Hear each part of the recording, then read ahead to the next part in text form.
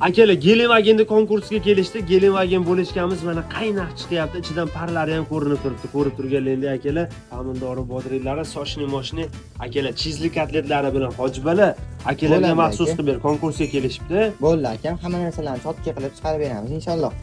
Yevorallar bugun. Mayonezi kamroq bo'lsin deyishdi, mayonezini kamroq qilib bergan. Xo'p, akalar, O'zbekistondagi eng katta hot-dog mana shu bo'ladi.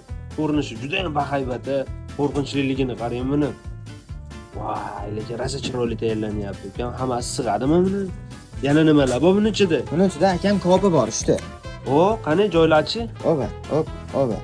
Ishda kopi bor. Yanachi? To'rtta saskasi bor akam buni. Akalar, mana uni qaranglar, sosiskalarini. Voy. Buni ko'ringni go'shtlari bor ekan. Qazilari bormi bunda? Qazilari bor albatta aka. Bitta Alsobi firmaning qazilari bilan, ha. To'y qazidan, mana sotki.